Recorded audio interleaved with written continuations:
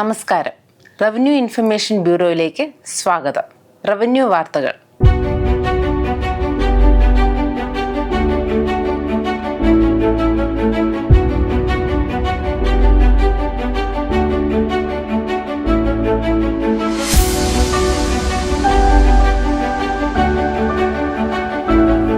പ്രധാന വാർത്തകൾ.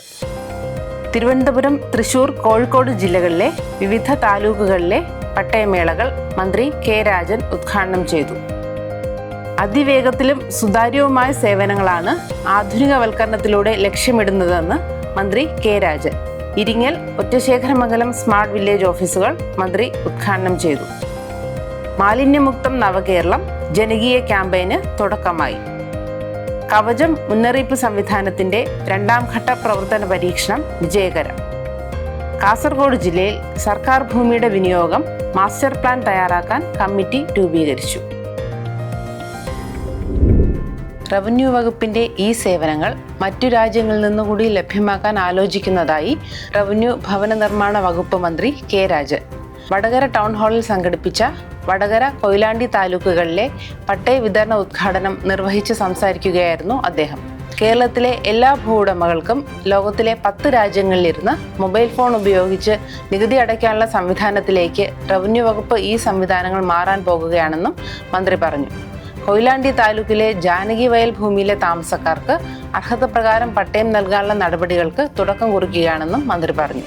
MLA KK Rama ചടങ്ങിൽ അധ്യക്ഷത വഹിച്ചു.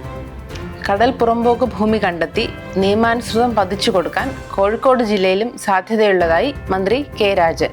കോഴിക്കോട് ജില്ലാതല പട്ടയമേള കോവൂർ P. കൃഷ്ണപിള്ള സ്മാരക ഓഡിറ്റോറിയത്തിൽ ഉദ്ഘാടനം ചെയ്ത് സംസാരിക്കുകയായിരുന്നു മന്ത്രി. ഈ സർക്കാർ നിലവിൽ വന്ന ശേഷം കോഴിക്കോട് ജില്ലയിൽ ആകെ 20,584 പട്ടയങ്ങൾ വിതരണം ചെയ്തതായി റവന്യൂ മന്ത്രി പറഞ്ഞു. പട്ടയമേളയിൽ കോഴിക്കോട് കോർപ്പറേഷൻ മേയർ ബീന ഫിലിപ്പ് അധ്യക്ഷയായി. തൃശൂർ, ചാവക്കാട്, മുകുന്ദപുരം, ചാലക്കുടി, കൊടുങ്ങല്ലൂർ എന്നീ താലൂക്കുകൾ നടത്തിയ പട്ടയമേളകൾ റവന്യൂ മന്ത്രി കെ രാജൻ ഉദ്ഘാടനം ചെയ്തു. പട്ടയമേളയുടെ ഭാഗമായി തൃശൂർ ജില്ലയിൽ 2147 പട്ടയങ്ങളും 24 വനാവകാശ രേഖകളും വിതരണം ചെയ്തു. പട്ടയ ഡാഷ്ബോർഡിൽ ഉൾപ്പെട്ടിട്ടുള്ള വേളൂക്കര വില്ലേജിലെ 43 കുടുംബങ്ങൾക്ക് പട്ടയം അനുവദിക്കുന്നതിന് പട്ടികജാതി വികസന വകുപ്പുമായി ബന്ധപ്പെട്ട് സർക്കാർ തലത്തിൽ അടിയന്തര നടപടികൾ സ്വീകരിക്കുമെന്ന് റവന്യൂ മന്ത്രി ഉറപ്പു നൽകി. ഉന്നത വിദ്യാഭ്യാസ സാമൂഹ്യനീതി വകുപ്പ് മന്ത്രി doctor R. Bindu, P. Balachandran MLA എന്നിവർ ചടങ്ങുകളിൽ അധ്യക്ഷത വഹിച്ചു. തിരുവനന്തപുരം ജില്ലാതല പട്ടയമേളയും മന്ത്രി ഉദ്ഘാടനം ചെയ്തു. 4 പട്ടയമേളകളിലൂടെ ജില്ലയിൽ ഇതുവരെ 4430 പട്ടയങ്ങളാണ് നൽകിയത്. സമ്പൂർണമായി സാമൂഹ്യ വനാവകാശ രേഖ നൽകുന്ന ജില്ലയായി തിരുവനന്തപുരം മാറിയെന്നും ജില്ലയിൽ 550 പേർക്ക് കടൽ പുറമ്പോക്ക് പട്ടയങ്ങൾ കാലതാമസമില്ലാതെ വിതരണം ചെയ്യുമെന്നും മന്ത്രി വ്യക്തമാക്കി. K. ആൻസലൻ MLA ചടങ്ങിൽ അധ്യക്ഷനായിരുന്നു. കോഴിക്കോട് ജില്ലയിലെ Iringal smart village office, Thiruvananthapuram ജില്ലയിലെ ഒറ്റശേഖരമംഗലം സ്മാർട്ട് വില്ലേജ് ഓഫീസ് എന്നിവ റവന്യൂ മന്ത്രി കെ രാജൻ നാടിന് സമർപ്പിച്ചു. റവന്യൂ വകുപ്പിന്റെ സേവനങ്ങൾ അതിവേഗം ജനങ്ങളിലേക്ക് എത്തിക്കുകയാണ് ആധുനികവൽക്കരണത്തിലൂടെ ലക്ഷ്യമിടുന്നതെന്ന് മന്ത്രി പറഞ്ഞു. ഓഫീസുകളിലെത്തുന്ന സാധാരണക്കാരന്റെ പക്ഷത്തു നിന്ന് നിയമങ്ങൾ വായിക്കാൻ ഉദ്യോഗസ്ഥർക്ക് കഴിയണമെന്നും മന്ത്രി കൂട്ടിച്ചേർത്തു. വീരണകാവ് സ്മാർട്ട് വില്ലേജ് ഓഫീസിന്റെ നിർമ്മാണ പ്രവർത്തന ഉദ്ഘാടനവും മന്ത്രി നിർവഹിച്ചു.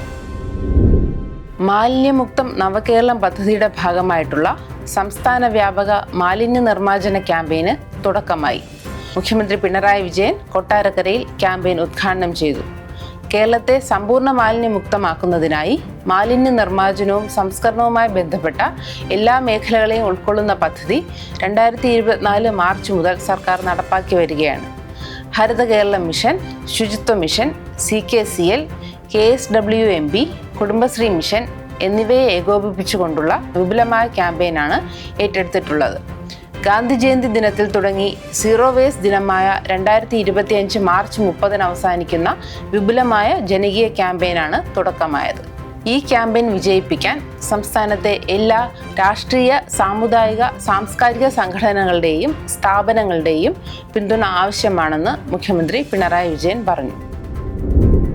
സംസ്ഥാന ദുരന്ത നിവാരണ അതോറിറ്റിയുടെ ദുരന്ത മുന്നറിയിപ്പ് സംവിധാനമായ Kerala warning crisis and hazard management system കവചിന്റെ 2ാം ഘട്ട പ്രവർത്തന പരീക്ഷണം പൂർത്തിയായി.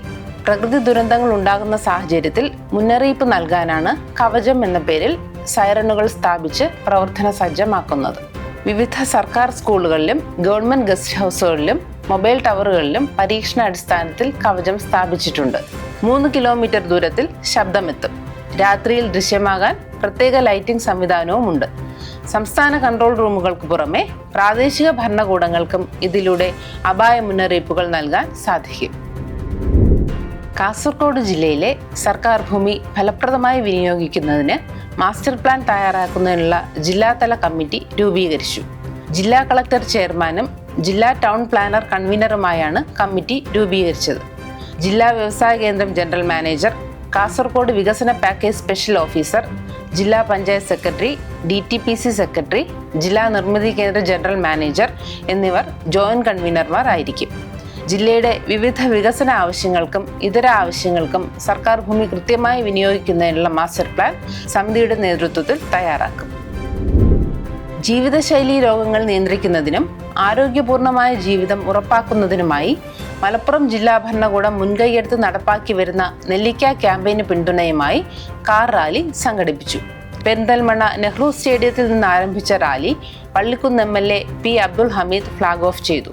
മഞ്ചേരിയിൽ സ്വീകരണം ഏറ്റുവാങ്ങിയ ശേഷം റാലി കൊണ്ടോട്ടി EMEA കോളേജിൽ സമാപിച്ചു. പ്രീമിയം കാറുകളുടെ പ്രദർശനവും EMEA കോളേജിൽ നടന്നു. സമാപന സമ്മേളനം ജില്ലാ കളക്ടർ VR വിനോദ് ഉദ്ഘാടനം ചെയ്തു. ബോബി ചെമ്മണൂർ മുഖ്യാതിഥിയായി. സർവേയും ഭൂരേഖയും വകുപ്പിൽ നിന്നുള്ള നികുതിയേതര വരുമാന ഇനമായ സർവേ റെക്കോർഡുകളുടെ ഫീസ് പുതുക്കി നിശ്ചയിച്ച് ഉത്തരവിറക്കി. പൊതുജനങ്ങൾക്ക് നൽകുന്ന സേവനങ്ങളുടെ ഫീസ് ഇനങ്ങളിൽ കാലാനുസൃത വർധനവ് വരുത്തി നടപടിക്രമം പുറപ്പെടുവിക്കുന്നതിന് ധനകാര്യ വകുപ്പ് പ്രത്യേക ഉത്തരവ് പ്രകാരം സർവേ വകുപ്പിനെ ചുമതലപ്പെടുത്തിയതിന്റെ അടിസ്ഥാനത്തിലാണ് വിവിധ സേവനങ്ങൾക്ക് വർധനവ് വരുത്തി ഉത്തരവായത്. ഹൗസിംഗ് ഗൈഡൻസ് സെന്റർ റവന്യൂ മന്ത്രി K. രാജൻ ഉദ്ഘാടനം ചെയ്തു.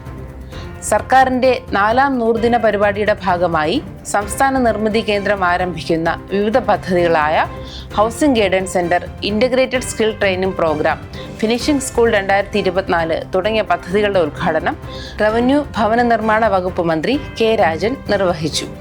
ഭവന നിർമ്മാണ രംഗത്ത് സാധാരണക്കാർക്കും പൊതുജനങ്ങൾക്കും നൂതന സാങ്കേതിക വിദ്യയുടെ സഹായത്തോടെ ഗുണമേന്മയുള്ളതും ചെലവ് കുറഞ്ഞതുമായ കെട്ടിട നിർമ്മാണ രീതി പരിചയപ്പെടുത്തുകയും അതിനുവേണ്ട സാങ്കേതിക സഹായം നൽകുകയും ചെയ്യുക എന്ന ലക്ഷ്യത്തോടെ ആരംഭിക്കുന്ന പദ്ധതിയാണ് ഹൗസിംഗ് ഗൈഡൻസ് സെന്റർ.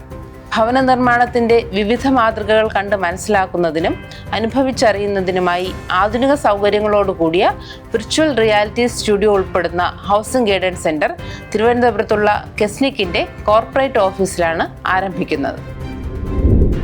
അതിജീവനത്തിന്റെ കാഹളം മുഴക്കി വയനാട് ഉത്സവന് തുടക്കമായി. എന്നൂര് ഗോത്ര പൈതൃക ഗ്രാമത്തിൽ ജില്ലാ കളക്ടർ DR മേഘശ്രീ വയനാട് മഹോത്സവത്തിന് തിരിതെളിയിച്ചു. ഉരുൾപൊട്ടൽ ദുരന്തത്തിന് ശേഷം തകർന്ന വയനാടിന്റെ വിനോദസഞ്ചാര മേഖലയെ പൂർവാധികം ഊർജിതമായി തിരിച്ചു കൊണ്ടുവരിക എന്നതാണ് വയനാട് മഹോത്സവത്തിന്റെ ലക്ഷ്യം. സഞ്ചാരികളെ വരൂ, വയനാട് സുരക്ഷിതമാണ് എന്ന സന്ദേശത്തിന് പിന്നാലെയാണ് വയനാട് ഉത്സവം എന്ന പേരിൽ വയനാട് ഫെസ്റ്റ് നടത്തുന്നത്. കാരാപ്പുഴ ഡാം, വൈത്തിരി എന്നൂര് ഗോത്ര പൈതൃക ഗ്രാമം, സുൽത്താൻ ബത്തേരി ടൗൺ സ്ക്വയർ എന്നിവിടങ്ങളിലായാണ് വൈവിധ്യമാർന്ന പരിപാടികൾ നടക്കുന്നത്. ജില്ലാ ഭരണകൂടം, ജില്ലാ ടൂറിസം പ്രൊമോഷൻ കൗൺസിൽ, എന്നൂര്, ജലസേചന വകുപ്പ് എന്നിവരുടെ നേതൃത്വത്തിലാണ് വയനാട് ഉത്സവ് അരങ്ങേറുന്നത്. വൈത്തിരി എന്നൂര് ഗോത്ര പൈതൃക ഗ്രാമത്തിൽ ജില്ലയിലെ തനത് കലാരൂപങ്ങളുടെ അവതരണവും ഭക്ഷ്യമേളയും തുടങ്ങി. ഇതോടെ ഈ ബുള്ളറ്റിൻ പൂർണ്ണമാകുന്നു.